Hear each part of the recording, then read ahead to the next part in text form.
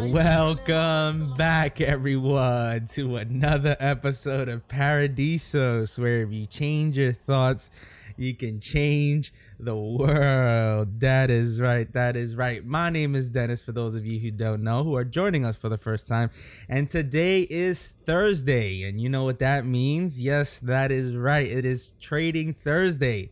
Today's guest is an insurance agent for State Farm, a trading experts alpha member, and most impressively, a marathon runner. Everyone, please welcome Andy Hsu. Hey everyone. Awesome. So let's get right into it. I know we have quite a few things to talk about, and some that I'm very, very excited to be talking about. So let's jump right in and dig into some trading info. So can you talk to us about when you first got interested in the market? Okay. All right. So my first ever trade, well, my dad's a financial advisor. Just letting you know a couple background. Yeah. So I kind of like grew into it. I had a couple internships with financial firms, and kind of find my way into trading. Nice. But I never actually did any trading until I'd like to say 2015. So like about 4 years ago, and I never actually really took it seriously because I was in college back then. So I never really got to do any actual trading until probably about a year ago. But I placed a couple solid trades back then from 2015, and that's when I really had some major success. But I still really didn't know what I was doing at all back then.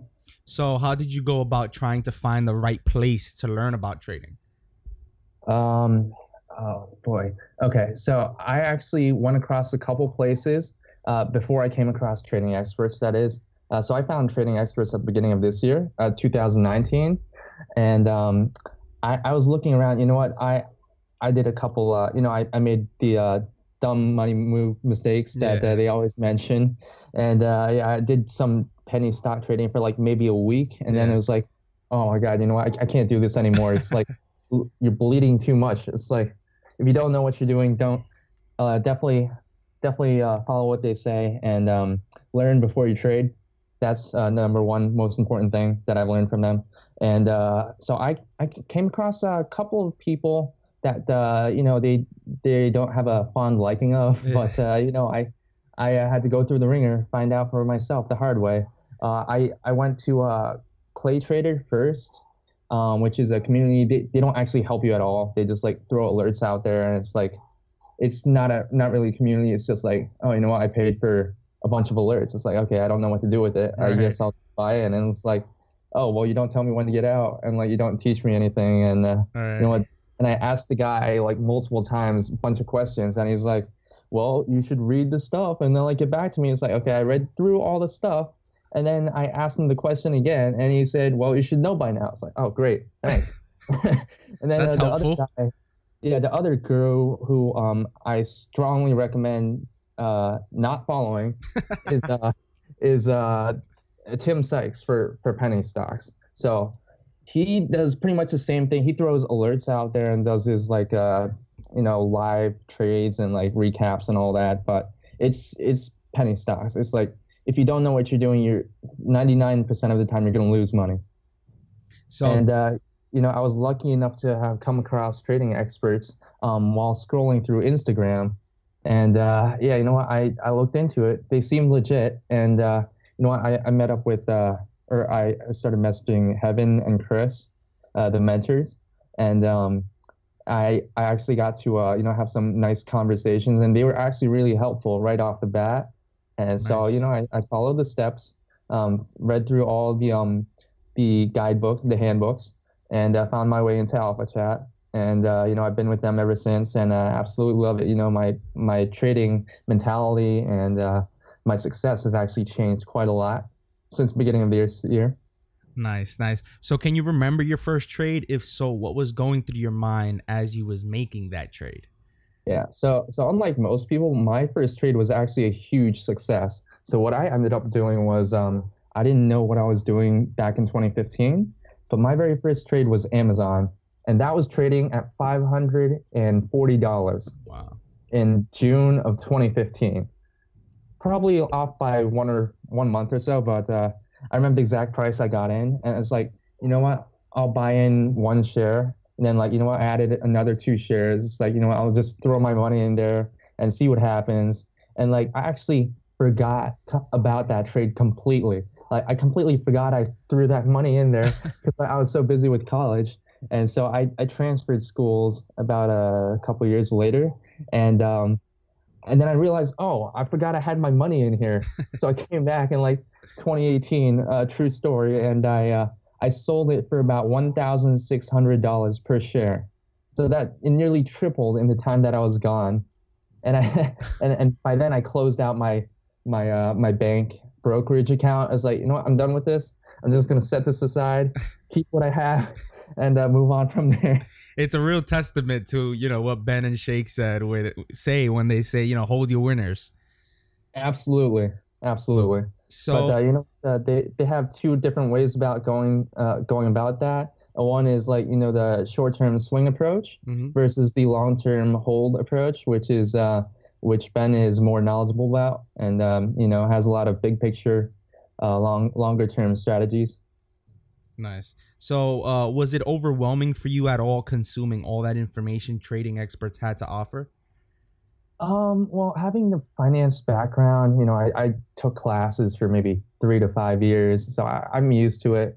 But if I had no idea what was going on, trading experts, they built it up like step by step, like stepping stones or like building blocks. Mm-hmm. So, the fundamentals, learn the very basics of what you should be doing, and then, they keep it very simple. So they don't even teach you any of the, there's two ways of two aspects or primary schools of thought when it comes to trading. It's I don't know if that's the correct word for it, but one would be fundamental analysis, and the other is technical analysis. Mm-hmm. Where fundamental analysis is more like the quarterly reports and the annual reports, and you're studying the ratios.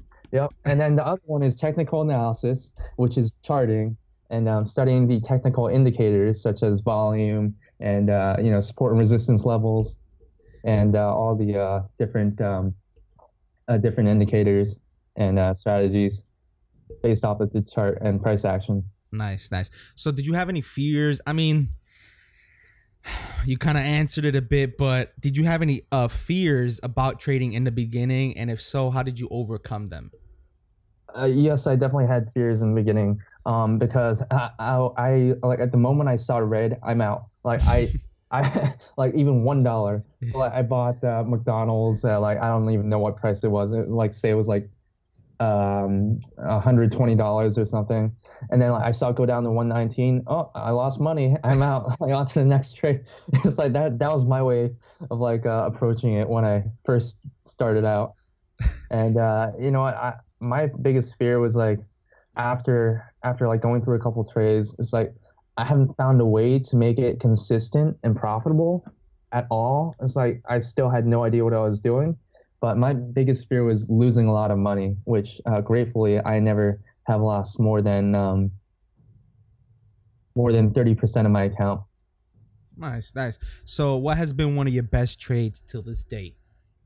Okay, so this is huge thanks to Shake and I think Adam Rav, the $1 million man who was on the previous episode. Yep. I called out ZM. Or I'm sorry, ZS, Zscaler, which is I think it's like a tech company.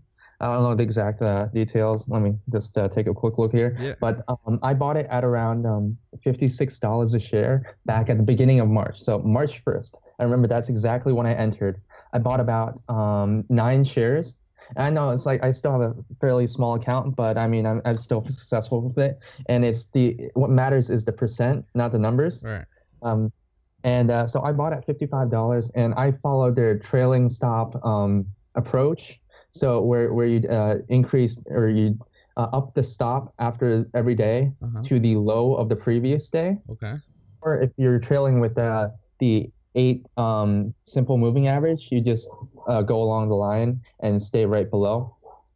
And so what I did was I followed their trailing method. I changed from like the prior low of day to the 8 simple moving average after I saw like 3 or 4 days of it continuously rising with increased volume, buyer volume. Okay. And so I actually held it for a solid 3, 4 weeks into I think it was like the last week of March is when I finally sold it and got stopped out. And I sold it at about $72 at the very, very peak of its uptrend. So after that day, it took a solid 2 months for it to finally get back to that $72 level. It was at 72 for I don't know how long. Well, after it hit 72, it immediately like did a pullback down to like the high 60s. Wow. And so I was watching the chart ever since then, but I never re-entered at that level. So I had to wait till the next setup. Right now, I mean, recently it did have a good setup. So for those of you that entered, congratulations. But I mean, that was my biggest winner because I held it for about a 25% or 25% gain. That was or a chop. Wow. So what about your worst? Your worst okay, trade till this day? My worst trade, I don't like talking about it, but for bad experiences, that is my go-to. It is a penny stock from before I joined Trading Experts. It's called YECO, YECO. It's no longer listed, so I mean, if you tried looking it up right now, it's not going to be there. But November of last year. So the basic premise is that it was a coal and ore mining company in China, and they switched their strategy because they were in possession of a sapphire, like $1 million sapphire, and they decided, oh, we have this sapphire, and now we want to spread the wealth among the investors so that every investor can have a piece of that sapphire essentially. And so that was their idea as a penny stock to use that approach and switch to, you know what, we're gonna do gems and minerals, and then we're gonna create like museums of just art and and like fine priced like extravagant stones. And I think they had like a huge piece of artwork which they had like a huge offering for, and it like so when they first announced it, it was originally trading in the penny zone, right, under $1, and then so eventually it hit $2, and then when they finally came out with that news, it was a 1 day move. It went from $2 all the way up to $17 within hours. That's like oh my God, that's never gonna happen anywhere else. I don't think that's ever gonna happen again, unless like you see a bubble stock, like a weed stock, like when it first came out, you know. But so what I did was I bought in at $7. I held it all the way to like $12. I was like, okay, great. I'm not gonna sell it yet, right? So I sold at like $12. I bought back in, which was my mistake because I used up my day trade, so I didn't have a way out until the next day. I bought in at 12, went up to 17, and then it came crashing right back down the next day to $9. And then at that point, I really wanted to get out, but I couldn't because I had used up my day trade. And so I just watched it in horror as it kept on tumbling down to like $7 before I finally got back out, like below break even actually. So I originally got in at $9, but I lost a lot. I'm gonna be completely honest with you here, for the sake of discrepancy and learning. Don't do this, but I lost $2,500, which was a huge chunk of money for me. And you know what? It's been a rough uphill battle ever since. But you know what? With experts, it's like gradually climbing the hill back up. So I'm never gonna make that mistake again. Definitely, and that's something that Trading Experts, are like on you about. So what have you learned besides trading, of course, from being in the Trading Experts alpha chat room? Like anything you can use in your everyday life? Oh, absolutely. Okay, so the alpha chat is comprised of over 200 members right now, who have all gone through all the handbooks and learned the process, how to successfully swing trade.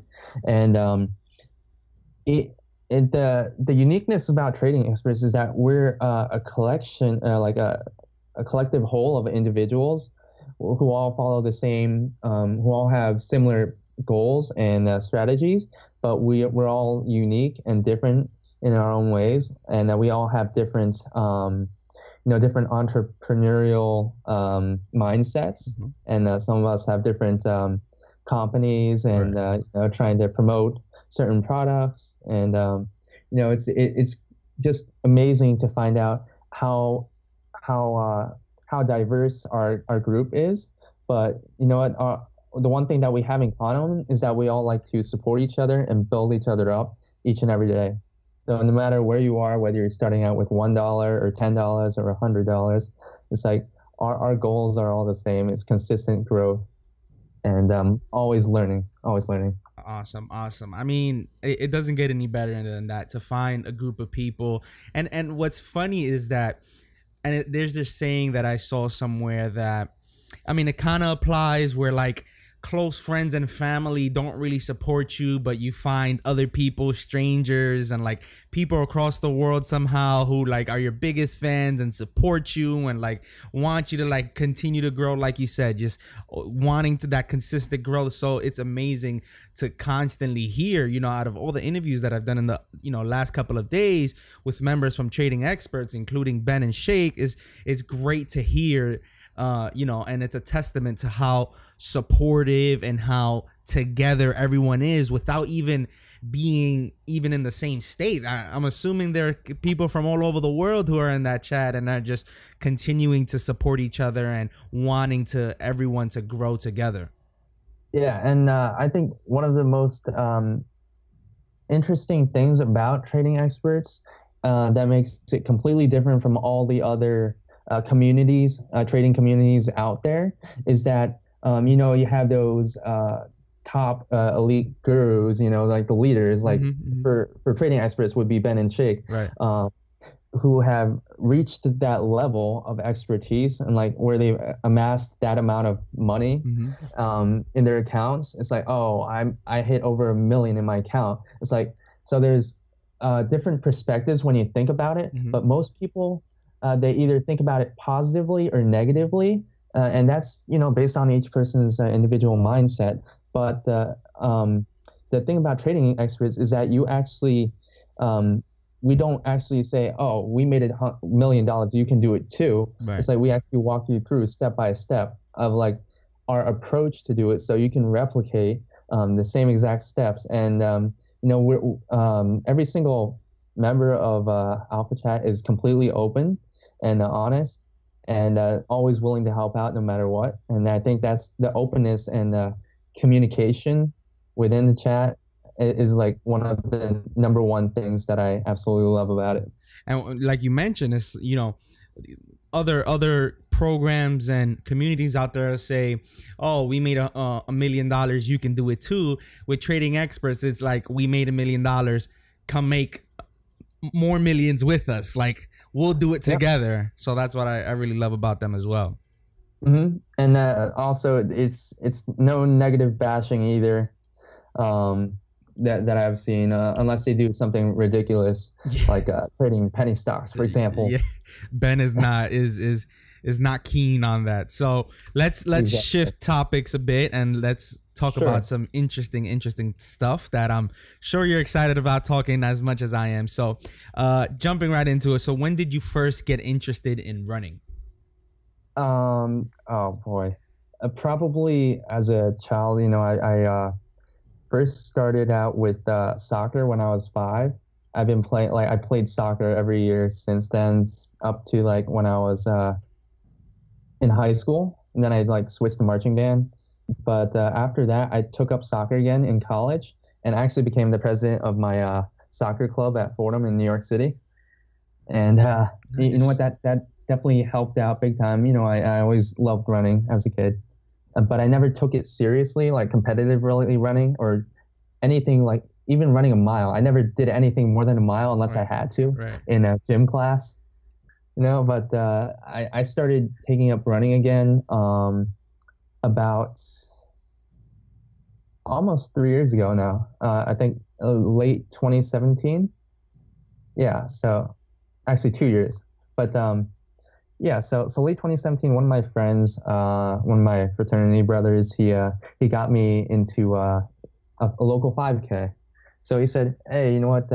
Anybody who's around and should do a 5K with me." It's like, okay. It's like, might as well do it. It sounds fun. You know what? How hard could it be, right? Right. And it was in November. It was like freezing temperatures. It was like 30s, 40s. It's like I didn't even wear gloves. I made the mistake of not wearing gloves. I had my hands like it was nearly frostbitten, and I was like stopping every couple minutes just to walk it out. Wow. And I actually finished in like 37 minutes, which for me was slow, but I mean, for running your first, competitive, uh, you know, running is pretty impressive to me. yeah, it's well, I mean, it's everybody has their own pace, but the number one goal, I guess, would be to cross the finish line, of course, and make sure you can actually complete the whole thing, even if it's only 3.1 miles. It's a testament to your fitness and you know to each person's standards. Everybody has their own goals, so there is no one right or wrong way to there's nothing wrong with being slower than somebody else. So, what has the sport of running done for your life in the past 2 or 3 years? Oh, okay. So I've definitely felt a change, metabolically, and physiologically. I feel better. Um, I'm actually shocked that I'm able to run at the speeds that I am sometimes. Like my last race was a 5 mile race, which you probably won't find anywhere else. There's only a few of those, but I did the first mile right out the gate. I tried to keep up with the elite running group, like the first 10 or 12 people Right, that are in right, every race. right. And I kept up with them for a solid mile or so, and then I dropped out gradually. But I did it in like 6 minutes 36 seconds. For me, that was my Nice. fastest timed mile in a race, and it was just amazing to see that I could actually do that. But running, it feels good and it makes you feel better. And also, I think most people don't think about this, but it's a great way to de-stress. Like you completely forget about everything else that you're thinking about.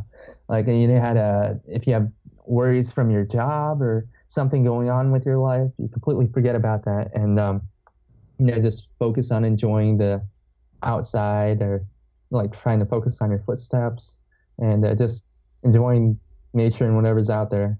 I like running outside more than inside uh, most of the time. Nice. And, to add on to that as well, I mean, I'm no runner myself, and I, hate cardio if it's not, playing sports like baseball, basketball, that stuff. But I've come to realize as well that whenever I go to the gym and I'm like sore the next day, instead of going back to the gym, busting my behind, working out some more, I actually do some cardio and I try to run like a mile or two.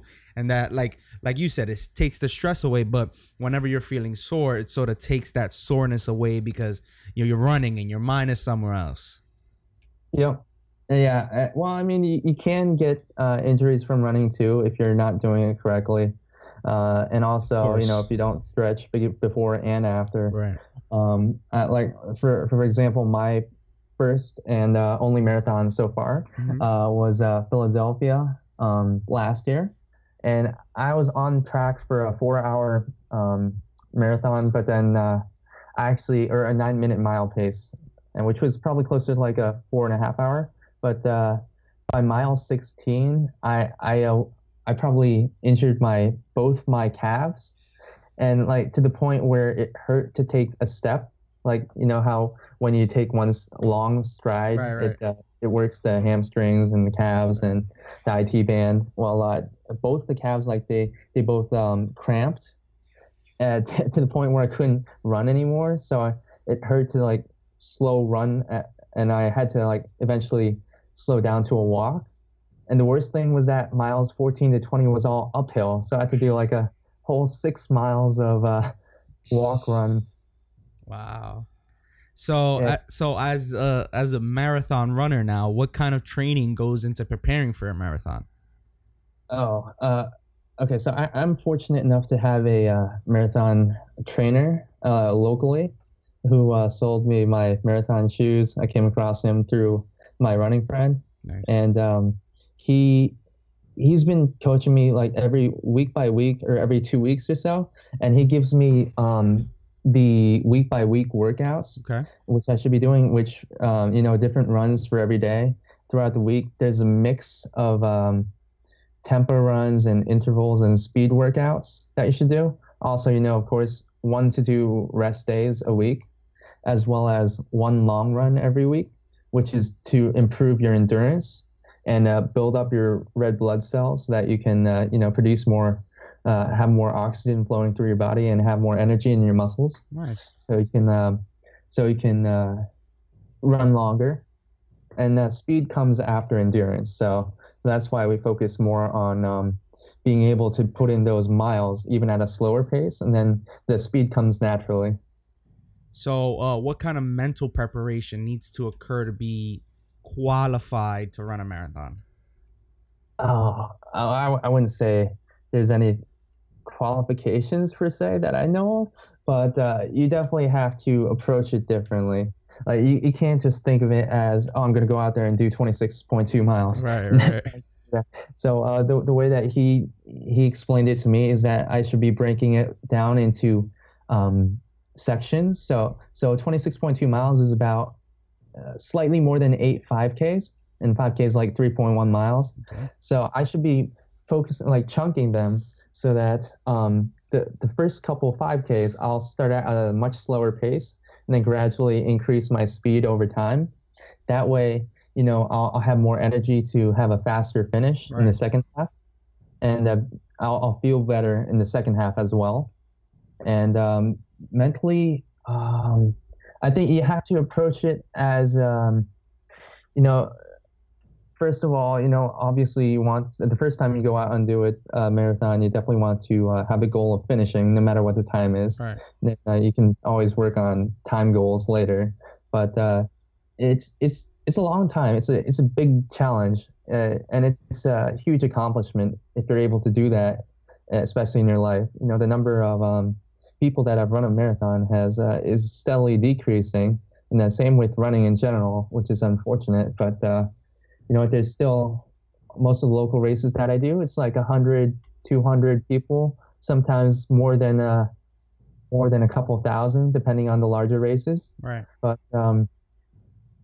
I think you definitely have to take it piece by piece and gradually, work your way into it. You can't just, well, one thing, you can't just go at it all at once, and you can't just do whatever you want. You actually have to stick to the plan. Right. It's like just like with trading, you always have to stick to the plan. Right. But and well, with marathon training, if I was to switch from the plan that I'm currently on right now, it would do one of two things. Um, it would either throw off my gradual progress, Okay. or it would also, it wouldn't do anything to help me get better with my time and my distance Okay. as I get closer to the marathon. Because Right. right now, I'm about, just under 12 weeks away from race day. Nice. So, does the runner's wall exist? If so, what is that?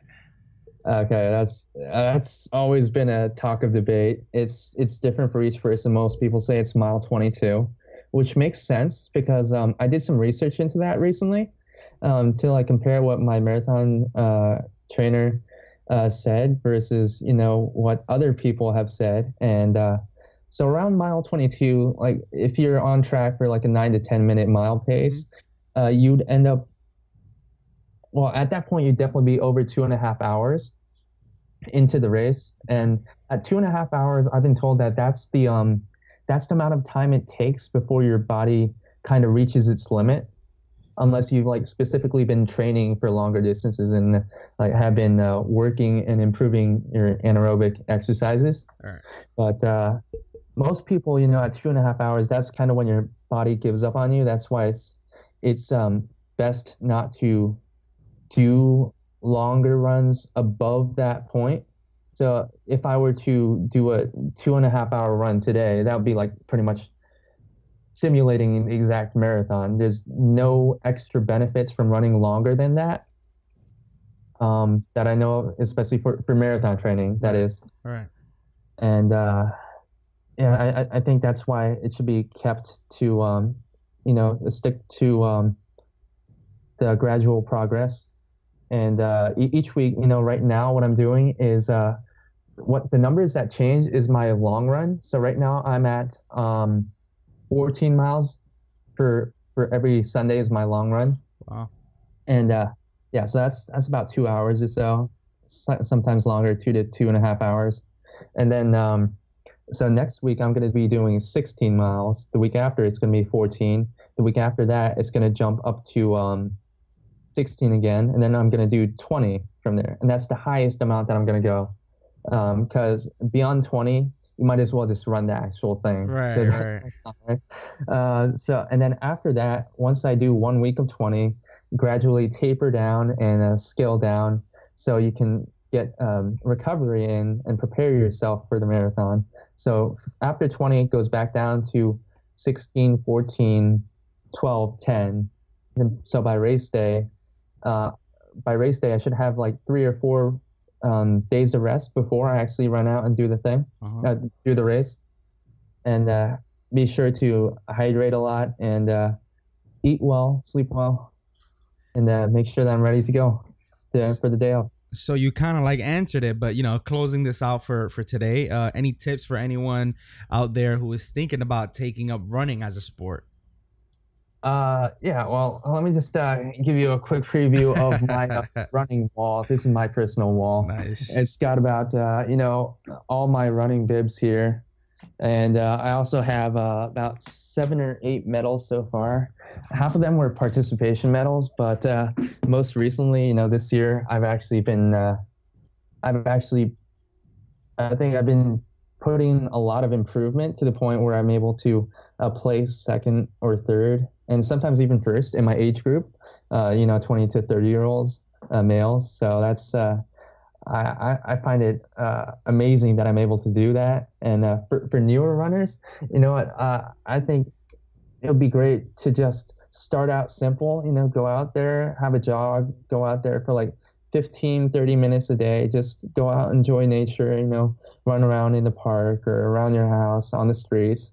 And a tip for running on the streets too, never run in the direction, like always go towards the car, Right. Be on the side.